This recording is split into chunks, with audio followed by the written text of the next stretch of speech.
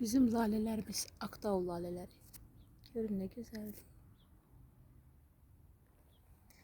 Laleler, laleler, laleler, laleler, laleler.